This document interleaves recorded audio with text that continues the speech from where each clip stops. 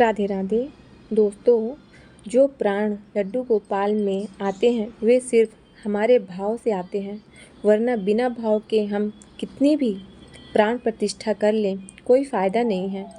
अगर हम प्रेम से उनकी सेवा करते हैं, अपने हाथों से उनके लिए कुछ बनाते हैं और कभी-कभी उन्हें देखकर सुध-बुध खोने का अनुभव करते हैं, तो यकीन मानिए अपने अंदर प्राण होने का एहसास वह स्वयं कराते हैं।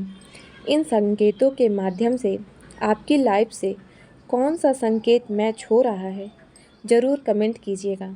दोस्तों, लड्डू गोपाल बाल स्वरूप हैं और बच्चे बहुत जल्दी खुश हो जाते हैं। ऐसा ही होता है लड्डू गोपाल जी के साथ।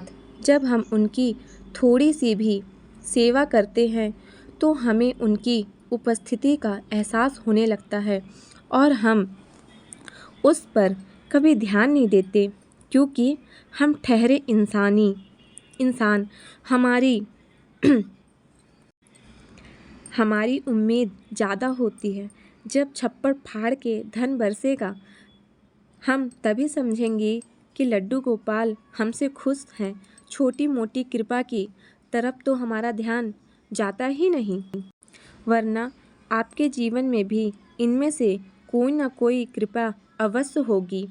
पहला संकेत, जिस दिन भी लड्डू गोपाल आपके घर में आए थे तब से लेकर आज तक अगर आपकी सेवा में थोड़ी सी भी बढ़ाई है तो संकेत है उनकी जागृत होने का। जैसे कि पहले आप 2 टाइम का भोग लगाते थे, अब आप 3 टाइम का भोग लगा रहे हैं। पहले आप हफ्ते में 1 या 2 बार ही नहला पाते थे, पर आप डेली स्नान करा रहे हैं। या फिर पहले आप उन्हें रात को सुला देते थे और अब आपका मन अपने आप उनके पैर दबाने लगता है और फिर उसके बाद ही आप उनको सुलाते हैं। तो लड्डू गोपाल जागृत हो चुके हैं और आप अपनी ज़रूरत के हिसाब से आपसे सेवा ले रहे हैं।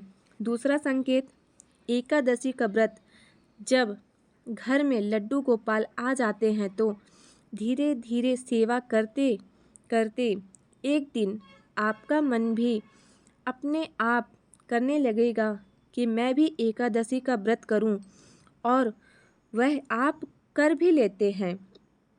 यह तक कि जो निर्जला एकादशी होती है वो भी आप बड़ी आसानी से कर लेते हैं।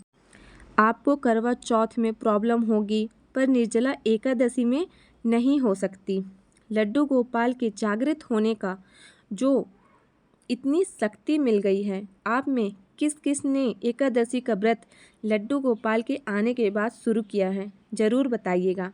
तीसरा संकेत थोड़ा सा अलग है, इसे आप ध्यान से समझिएगा। जब आप कृष्ण जन्माष्टमी पर अपने लड्डू गोपाल के लिए पहली ड्रेस लेने गए थे तो आपके पास सीमित पैसे थे। मन में थोड़ी हलचल सी हुई, इतने में ड्रेस आएगी, क्योंकि मुकुट भी लेना है, माला भी लेनी है, बांसुरी भी लेनी है। लेकिन जब 1 साल के बाद दूसरी जन्माष्टमी आई तब आपके पास पैसे ज़्यादा थे।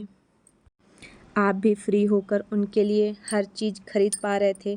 पहले आपने लिमिट पैसे में लड्डू गोपाल के लिए शॉपिंग की थी, बट दूसरी जन्माष्टमी में आप कह पा रहे थे कि और अच्छी ड्रेस दिखाइए, और एक अच्छा सामान खरीदने के बाद भी आपके मन में एक बार भी यह मलाल नहीं आया कि पैसे ज़्यादा खर्च हो गए। अगर आपके पास भी ऐसा हुआ, आपके साथ भी अगर ऐसा हुआ है तो समझ जाइए आपकी 1 साल की सेवा से लड्डू गोपाल जागृत हो चुके हैं। चौथा संकेत है लड्डू गोपाल की प्रिय वस्तुओं की कमी न होना, जैसे दूध, दही, घी, मक्खन, पनीर इत्यादि। अगर आप लड्डू गोपाल को दूध का भोग लगाते हैं तो आपके घर में दूध और दूध से बनी किसी भी चीज़ की कोई कमी नहीं हो सकती।